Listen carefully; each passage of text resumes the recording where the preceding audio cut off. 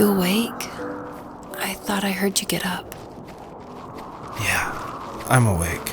Sorry, I just can't sleep. Are you thinking about him? Yeah, a bit. Usually get back to sleep, my love. I'm fine. No, it's okay. What else is on your mind?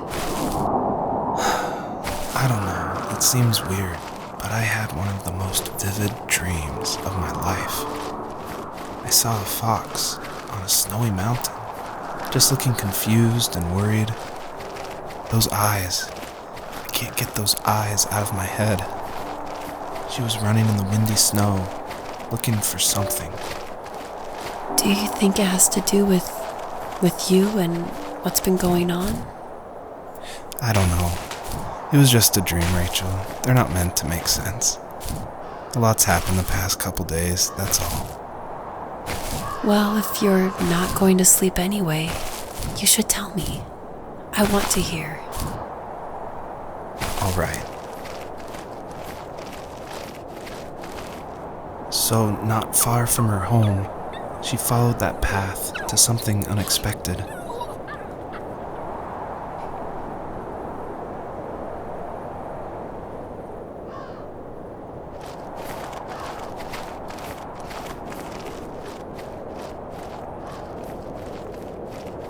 She couldn't stay, though.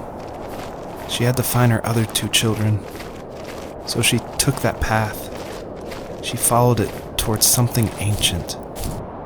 Something with answers.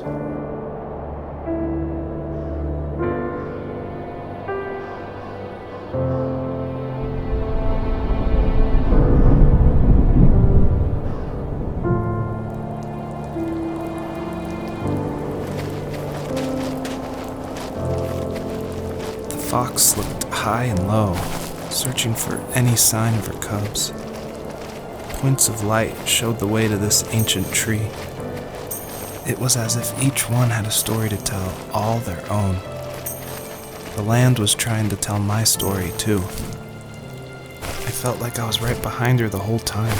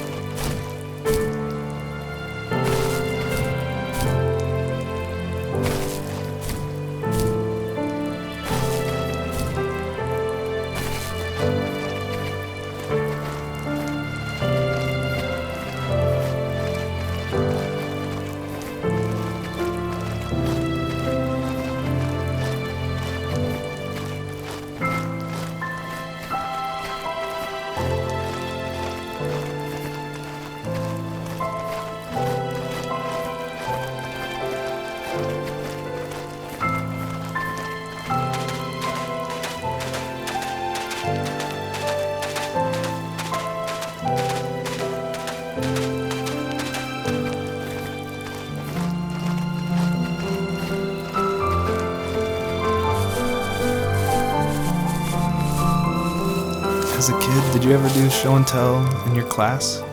Yeah, I think I only did it once, when I was in the 4th grade.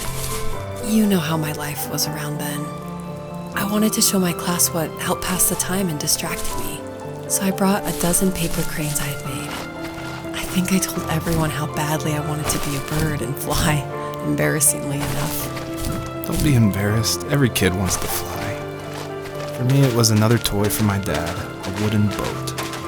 I remember guarding it so carefully in my hands as I walked into class. When I sat down, a group of boys immediately made fun of it. They asked which trash can I found it in, or why an ugly log was my favorite toy. When I got up, I didn't even want to tell them my dad had carved it. I said it was a joke gift my friends had given me. Kids can be so cruel. Some of them are. I shouldn't have let them get to me, but it did. It's amazing we bounced back at all.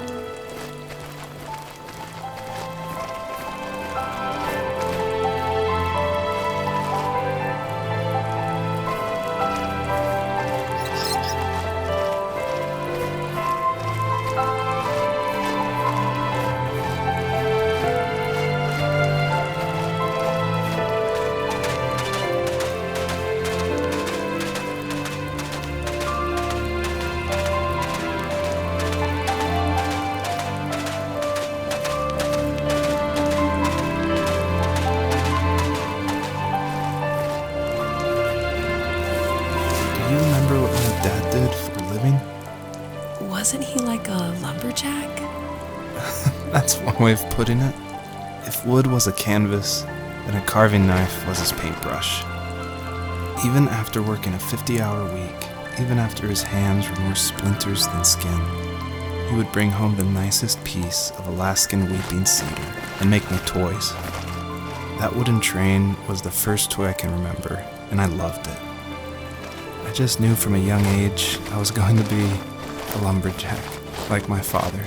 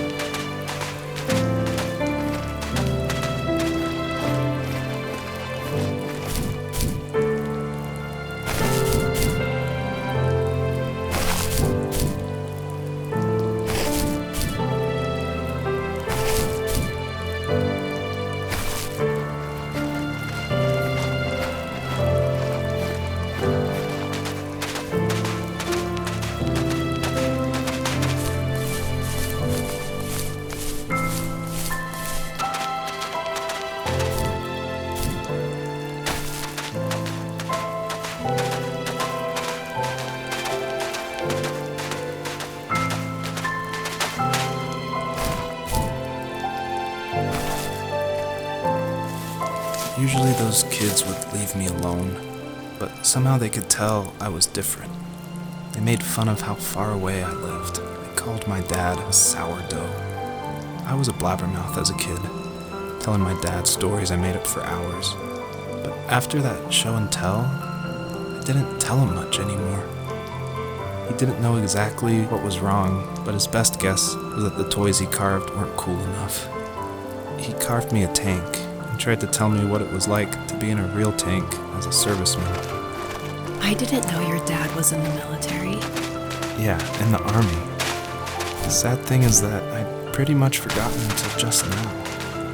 There's so much I still don't know about him. I'm sorry. He knows how much you love him. You're going to see him again soon and have some closure, I'm sure.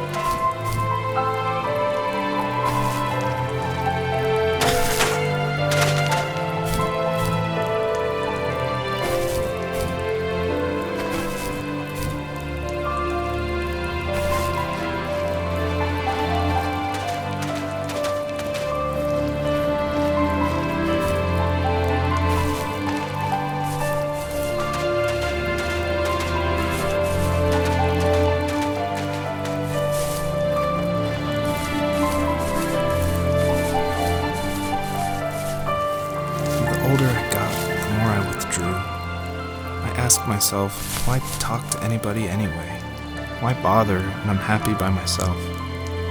I started drawing a lot, mostly animals I saw in the woods by my home. I then imagined designing my own hideouts with things like TVs and pantries full of chips and cookies. I think that idea of leaving home and drawing blueprints started my career. I found a lot of solace in that. I'm not surprised, but I did the same thing, you know? There's something special about having a place to call your own. And now look at us. Well, if you count renting in an overpriced city. It's as close as we can get for now.